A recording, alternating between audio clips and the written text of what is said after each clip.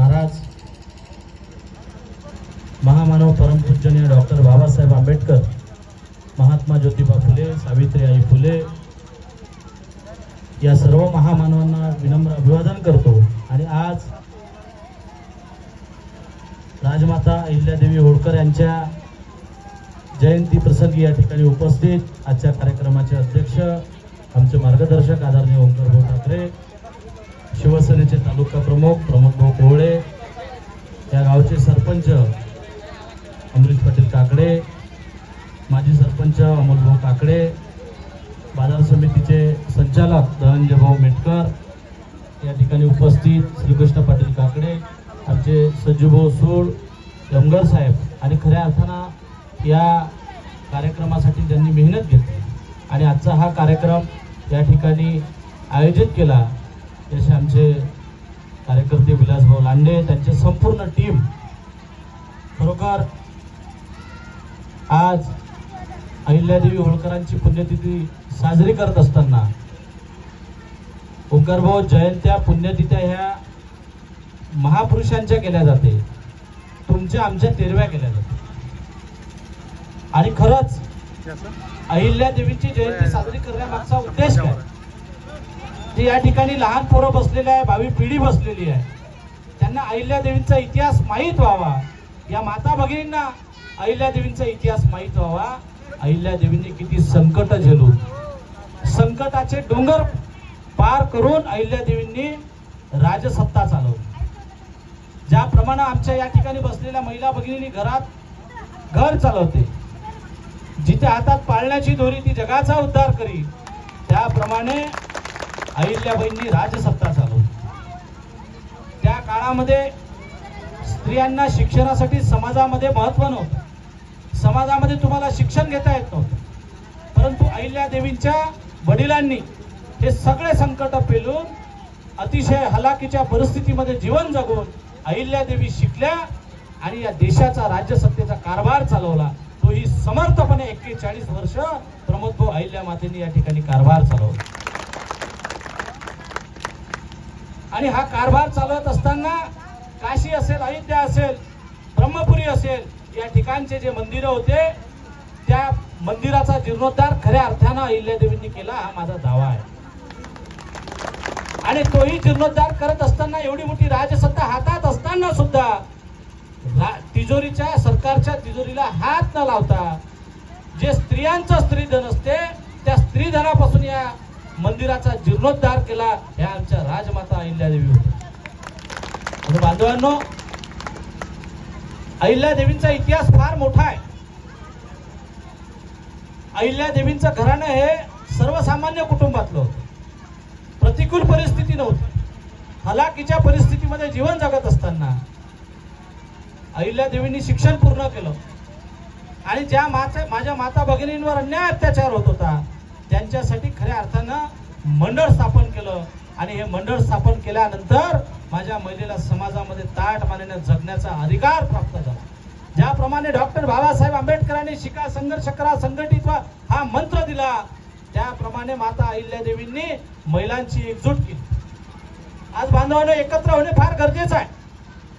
कुठलाही समाज असो, एक विनंती हात जोडून तुम्हाला करेल, हल्ली ओंकारभाऊ काय परिस्थिती होऊन राहिली की महापुरुषाने लोकांनी समाजामध्ये वाटून टाकले। डॉक्टर बाबासाहेब असेल बौद्धांचे, महात्मा फुले असेल माळ्यांचे, शिवाजी महाराज असेल मराठ्यांचे, अहिल्यादेवी असेल धनगरांचे, परंतु याही पलीकडे तुम्हाला सांगतो, या महापुरुषांनी सर्व समाजाच्या जाती धर्मासाठी काम केलं। अहिल्यादेवींनी एक चांगलं राज्य कारभार करत असताना, राजसत्ता चालवत असताना न्याय निवाडा नावाचा एक चांगला न्याय प्रविष्ट या ठिकाणी पाळला होता। न्याय निवाडा करताना कधीही जातीभेद, कर्णभेद, मर्मभेद अहिल्यादेवींनी या ठिकाणी केला नाही।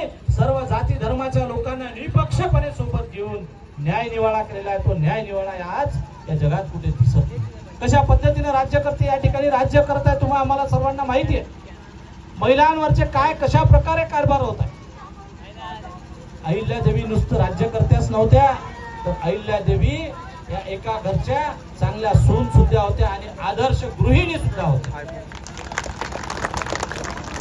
राज्य कारभार चालत असताना आपल्या सासू सासऱ्याची परिपूर्ण सेवा अहिल्या मातेंनी केली।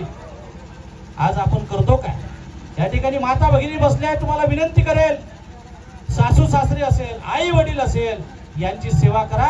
साक्षात विठ्ठल रुक्माईचा आशीर्वाद तुम्हाला प्राप्त होतो. अहिल्या माता फार मोठा इतिहास. अहिल्या माता जीवन जगत असताना संस्कार, एवढी मोठी राजसत्ता चालवली, अनेक देशाचे कार्य केले, परंतु संस्कार कधी आपल्या अहिल्या माता विसरले नाही. अहिल्या मातेचा एक जरी फोटो बिना पदरचा दाखवा, बक्षीस देतो एखाद्याला बक्षीस. कुठलाच फोटो अहिल्या मातेचा बिना पदर शिवाय नाहीये. काकू घेऊ नका, तुमची गोष्ट नाही करून राहिलो, लगेच पदर घ्यायला लागले. परंतु हे जपलं पाहिजे, हे संस्कार.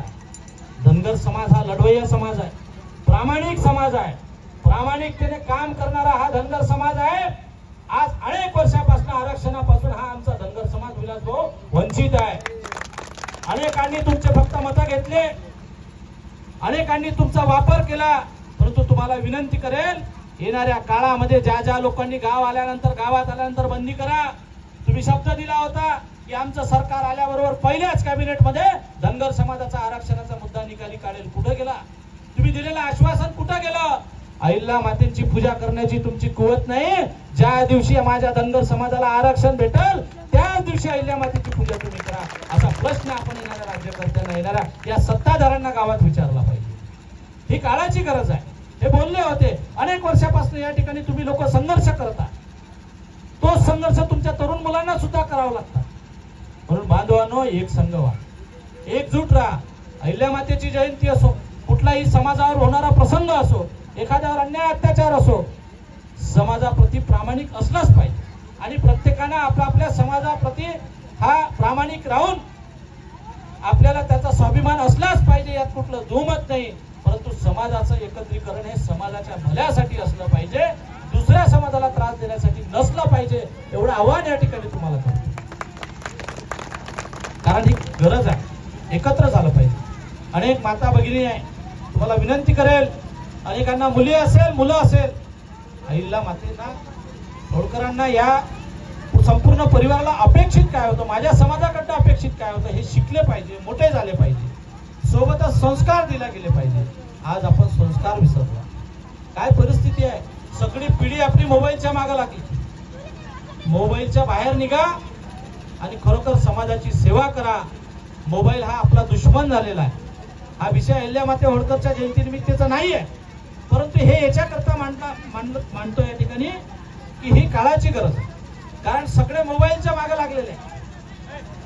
याच्या पलीकडे ही निघा.